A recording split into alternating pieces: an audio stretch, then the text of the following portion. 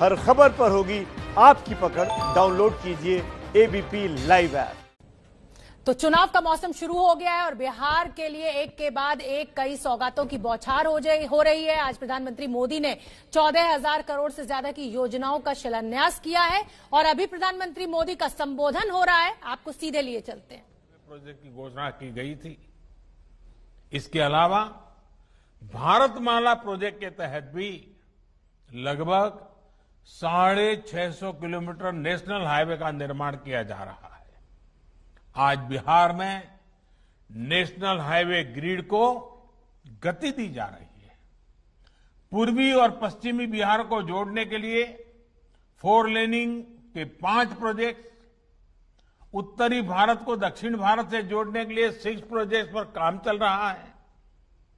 आज भी जिन हाईवे चौड़ीकरण के प्रोजेक्ट का शिलान्यास किया गया है, उनसे बिहार के तमाम बड़े शहरों का सड़क संपर्क और मजबूत होने वाला है। साथियों, बिहार की कनेक्टिविटी में सबसे बड़ी बाधा बड़ी नदियों के चलते रही है। यही कारण है कि जब पीएम पैकेज की घोषणा हो रही थी तो पुलों के निर्माण पर विशेष ध्यान दिया गया था। पीएम पैकेज के तहत गंगा जी के ऊपर कुल 17 पुल बनाए जा रहे हैं और अभी सुशील जी ने बड़े विस्तार से उसका बड़ा खाका आपके सामने रखा और जिसमें से अधिकतर पूरे हो चुके हैं। इसी तरह गंडक और कोसी नदियों पर भी पुलों के निर्माण किया जा रहा है। इसी कड़ी में आज 4 लेन के 3 नए पुलों का शिलान्यास हुआ है। इसमें से 2 पुल गंगा जी पर और 1 पुल कोसी नदी पर बनने वाला है। इनके बनने पर गंगा जी और कोसी नदी पर 4 लेन के पुलों की क्षमता और बढ़ जाएगी। साथियों, बिहार की लाइफलाइन के रूप में हम सब जानते हैं मशहूर महात्मा गांधी सेतु, उसके हाल भी हमने देखे हैं, दुर्दशा भी देखी है, मुसीबत भी देखी है। आज नए रंग रूप में वो सेवाएं दे रहा है। लेकिन बढ़ती आबादी और भविष्य की जरूरतों को देखते हुए अब महात्मा गांधी सेतु के समांतर 4 लेन का नया पुल बनाया जा रहा है। नए पुल के साथ 8 लेन का पहुंच पथ भी होगा। इसी तरह गंगा नदी पर ही विक्रमशिला सेतु के समांतर बनने वाले नए पुल और कोसी नदी पर बनने वाले पुल से बिहार की कनेक्टिविटी और सुधरेगी। साथियों, कनेक्टिविटी एक ऐसा विषय है जिसे टुकड़ों में सोचने के बजाय संपूर्णता में सोचना होता है। एक पुल यहां बन गया, एक सड़क वहां बन गई, एक रेल रूट उधर बना दिया, एक रेलवे स्टेशन इधर बना दिया। इस तरह की अप्रोच ने देश का बहुत नुकसान किया है। पहले सड़कों का, हाईवे का, रेल नेटवर्क से कोई वास्ता नहीं रहता था। रेल का पोर्ट से और पोर्ट का एयरपोर्ट से कभी नाता नहीं रहता था। 21वीं सदी का भारत, 21वीं सदी का बिहार अब इन सारी पुरानी कमियों को पीछे छोड़कर आगे बढ़ रहा है। आज देश में मल्टी मॉडल कनेक्टिविटी पर बल दिया जा रहा है। अब हाईवे इस तरह बन रहे हैं कि वो रेल रूट को, एयर रूट को सपोर्ट करें। रेल रूट इस तरह बन रहे हैं कि वो पोर्ट से इंटरकनेक्टेड हो। यानी सोच यही है कि यातायात का एक साधन दूसरे साधन को सपोर्ट करे। इससे लॉजिस्टिक को लेकर भारत में जो समस्याएं रही है वो भी बहुत हद तक दूर हो जाएगी। साथियों, इंफ्रास्ट्रक्चर के विकास के सबसे ज्यादा लाभ समाज के सबसे कमजोर वर्ग को होता है, गरीब को होता है। इससे हमारे किसानों को भी बहुत अधिक लाभ होता है। किसानों को अच्छी सड़कें मिलने से, नदियों पर पुल बनने से खेत और शहरों के मार्केट की दूरी कम हो जाती है। साथियों, कल देश की संसद ने देश के किसानों को नए अधिकार देने वाले बहुत ही ऐतिहासिक कानूनों को पारित किया है। ये देश के लोगों को, देश के किसानों को, मैं आज जब बिहार के लोगों से बात कर रहा हूं उस समय पूरे हिंदुस्तान के किसानों को भी और भारत के उज्जवल भविष्य के लिए जो आशावान लोग हैं उन सब के लिए भी बहुत बहुत बधाई देता हूं।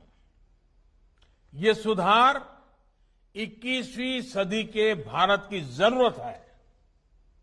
साथियों, हमारे देश में अब तक उपज और बिक्री की जो व्यवस्था चली आ रही थी, जो कानून थे, उसने किसानों के हाथ पांव बांधे हुए थे।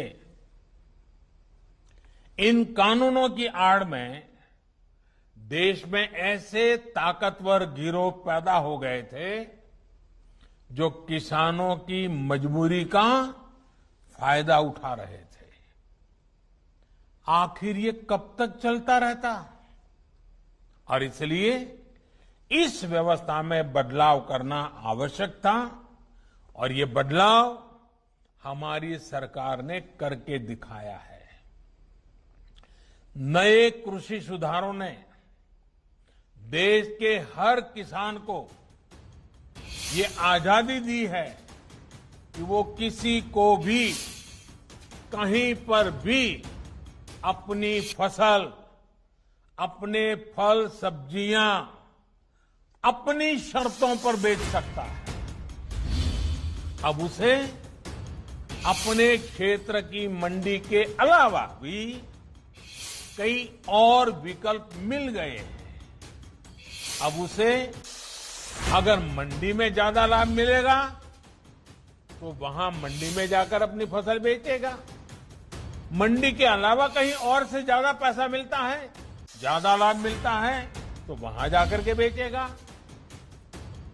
उसकी सारे बंधनों से मुक्ति दिलाने के कारण ये संभव होगा। अब सवाल ये कि आखिर इससे फर्क क्या पड़ेगा, आखिर इससे किसान को क्या फायदा होगा, आखिर ये फैसला किस तरह किसानों की आर्थिक स्थिति को बदलने में बहुत मददगार साबित होगा। इन सवालों का जवाब भी अब ग्राउंड रिपोर्ट से ही मिल रहा है। किसानों को मिली इस आजादी के कई लाभ दिखाई देने शुरू भी हो गए हैं, क्योंकि इसका अध्यादेश कुछ महीने पहले निकाला गया था। ऐसे प्रदेश जहां पर आलू बहुत होता है, वहां से रिपोर्ट्स है कि जून जुलाई के दौरान थोक खरीदारों ने किसानों को अधिक भाव देकर सीधे कोल्ड स्टोरेज से ही आलू खरीद लिया है। बाहर किसानों को आलू के ज्यादा दाम मिले तो इसकी वजह से जो किसान मंडियों में आलू लेकर पहुंचे थे, आखिर दबाव में आने के कारण, बाहर बड़ा ऊंचा मार्केट होने के कारण मंडी के लोगों को भी किसानों को ज्यादा दाम देना पड़ा। इसी तरह मध्य प्रदेश और राजस्थान से, वहां से जो रिपोर्ट मिली है कि वहां पर तेल मिलों ने किसानों को सीधे 20 से 30% ज्यादा देकर सरसों की खरीदी की है। मध्य प्रदेश, उत्तर प्रदेश, छत्तीसगढ़, पश्चिम बंगाल ऐसे राज्यों में दालें बहुत होती हैं। इन राज्यों में पिछले साल की तुलना में 15 से 25% तक का ज्यादा दाम सीधे किसानों को मिले हैं। दाल मिलों ने वहां भी सीधे किसानों से खरीद की है, सीधे उन्हें ही भुगतान किया है। अब देश अंदाजा लगा सकता है कि अचानक कुछ लोगों को जो दिक्कत होनी शुरू हुई है वो क्यों हो रही है। कई जगह ये भी सवाल उठाया जा रहा है कि अब कृषि मंडियों का क्या होगा। क्या कृषि मंडियां बंद हो जाएगी? क्या वहां पर खरीद बंद हो जाएगी? जी नहीं, ऐसा कतई नहीं होगा। और मैं यहां स्पष्ट कर देना चाहता हूं कि ये कानून, ये बदलाव कृषि मंडियों के खिलाफ नहीं है। कृषि मंडियों में जैसे काम पहले होता था वैसे ही अब भी होगा। बल्कि ये हमारी ही एनडीए सरकार है जिसने देश की कृषि मंडियों को आधुनिक बनाने के लिए निरंतर काम किया है।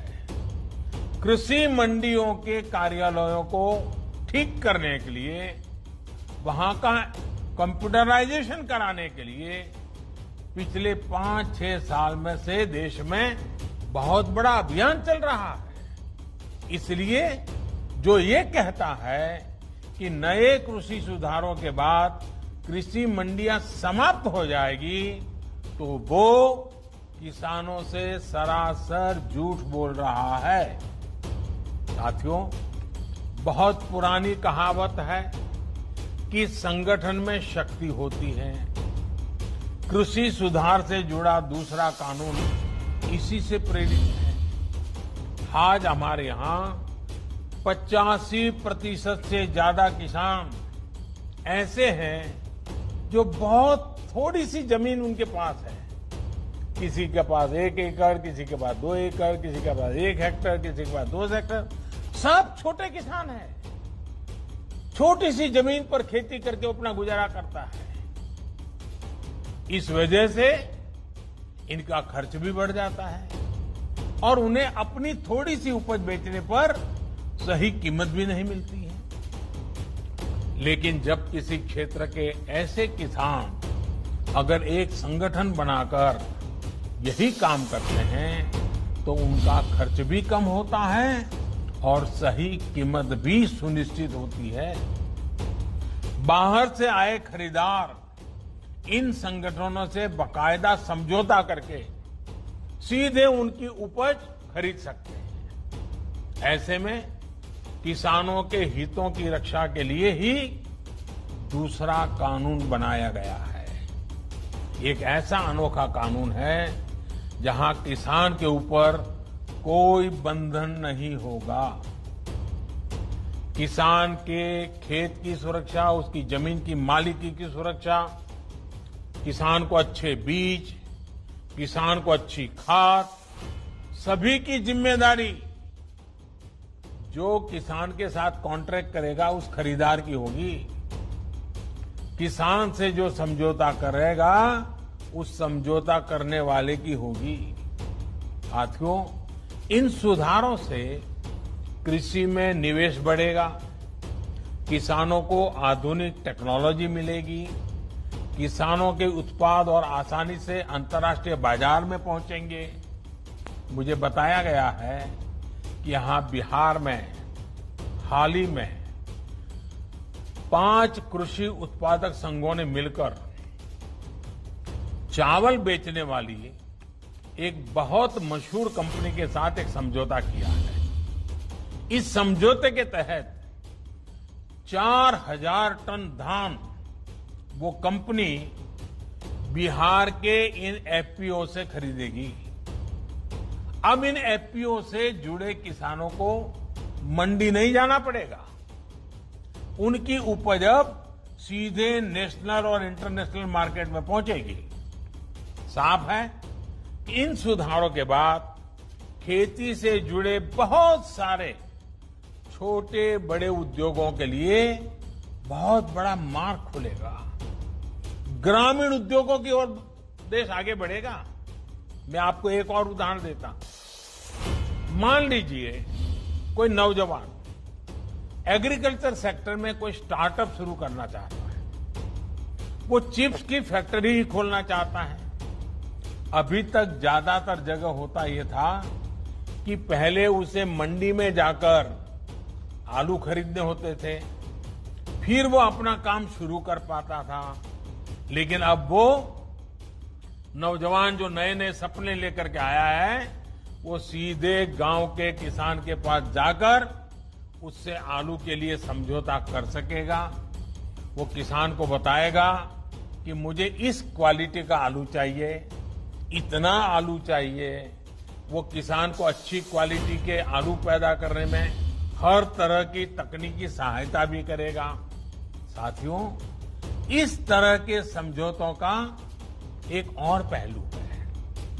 आपने ये देखा होगा कि जहां डेयरी होती है, वहां आसपास के पशुपालकों को दूध बेचने में आसानी तो होती है। डेयरियां भी पशुपालकों का, उनके पशुओं का ध्यान रखती है। पशुओं का सही समय पर टीकाकरण हो, उनके लिए सही तरह के शेड बने, पशुओं को अच्छा आहार मिले, पशु बीमार हो जाए तो उनका डॉक्टर पहुंच जाए। और मैं तो गुजरात में रहा हूं, मैंने देखा है डेयरी कैसे पशुओं को संभालती है। बड़ी डेयरी दूध उत्पादक उन तक जाकर के किसानों की मदद करती है। और इन सब के बाद भी ये बड़ी महत्वपूर्ण बात है, ये जो दूध खरीदने का काम है वो तो डेयरी कर लेती है, लेकिन पशु का मालिक तो पशुपालक या किसान ही रहता है। पशु का मालिक कोई और नहीं बनता है। वैसे ही जमीन का मालिक किसान ही रहेगा। ऐसे ही बदलाव अब खेती में भी होने का मार्ग खुल गया है। साथियों, ये भी जग जाहिर रहा है कि कृषि व्यापार करने वाले हमारे साथियों के सामने एसेंशियल कमोडिटी एक्ट के कुछ प्रावधान हमेशा आड़े आते रहे हैं। बदलते हुए समय में इसमें भी बदलाव किया है। दालें, आलू, खाद्य तेल, प्याज जैसी चीजें अब इस एक्ट के दायरे से बाहर कर दी गई है। अब देश के किसान बड़े बड़े स्टोर हाउस में, कोल्ड स्टोरेज में इनका आसानी से भंडारण कर पाएंगे। जब भंडारण से जुड़ी कानूनी दिक्कतें दूर होगी तो हमारे देश में कोल्ड स्टोरेज का भी नेटवर्क और विकसित होगा, उसका और विस्तार होगा। साथियों, कृषि क्षेत्र में इन ऐतिहासिक बदलावों के बाद, इतने बड़े व्यवस्था परिवर्तन के बाद, कुछ लोगों को अपने हाथ से नियंत्रण जाता हुआ दिखाई दे रहा है। इसलिए अब ये लोग एमएसपी पर किसानों को गुमराह करने में जुटे हैं। ये वही लोग हैं जो बरसों तक एमएसपी पर स्वामीनाथन कमेटी की सिफारिशों को अपने पैरों के नीचे दबाकर बैठे रहे।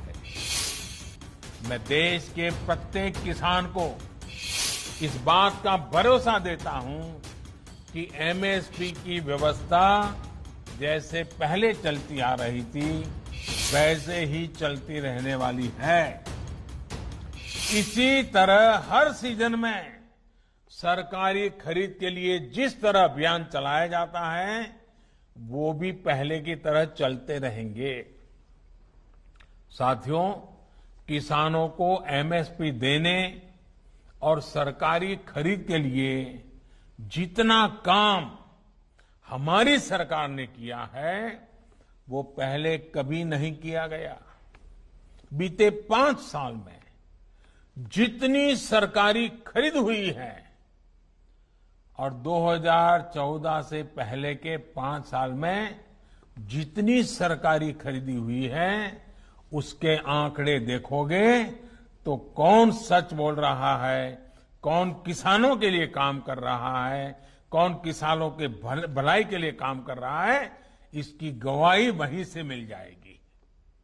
मैं अगर दलहन और तिलहन की ही बात करूं तो पहले की तुलना में दलहन और तिलहन की सरकारी खरीद करीब करीब 24 गुना अधिक की गई है। 24 गुना अधिक। इस साल कोरोना संक्रमण के दौरान भी रबी सीजन में किसानों से गेहूं की रिकॉर्ड खरीदी की गई है। इस साल रबी में गेहूं, धान, दलहन और तिलहन को मिलाकर किसानों को 1,13,000 करोड़ रुपए एमएसपी पर दिया गया है। ये राशि भी पिछले साल के मुकाबले 30% से ज्यादा है। यानी कोरोना काल में न सिर्फ रिकॉर्ड सरकारी खरीद हुई बल्कि किसानों को रिकॉर्ड भुगतान भी किया गया है। साथियों, 21वीं सदी के भारत का यह दायित्व है कि वो देश के किसानों के लिए आधुनिक सोच के साथ नई व्यवस्थाओं का निर्माण करे। देश के किसानों को, देश की खेती को आत्मनिर्भर बनाने के लिए हमारे प्रयास निरंतर जारी रहेंगे और इसमें निश्चित तौर पर कनेक्टिविटी की बड़ी भूमिका तो है ही। अंत में एक बार फिर कनेक्टिविटी के तमाम प्रोजेक्ट्स के लिए बिहार को, देश को बहुत बहुत बधाई देता हूं और मैं फिर एक बार आपसे वही आग्रह करूंगा कि हमें कोरोना से लड़ाई लड़ते रहना है, हमें कोरोना को पराजित करके रहना है। हमने हमारे परिवार के हर सदस्य को कोरोना से बचाना है और इसके लिए जो भी यम नियम तय किए गए हैं उनका हम सब ने पालन करना है। कोई एक उसमें छूटछाट लेता है तो फिर मामला गड़बड़ हो जाता है। हम सब ने पालन करना है। मैं फिर एक बार मेरे बिहार के प्यारे भाइयों बहनों को बहुत बहुत धन्यवाद देता हूं। नमस्कार।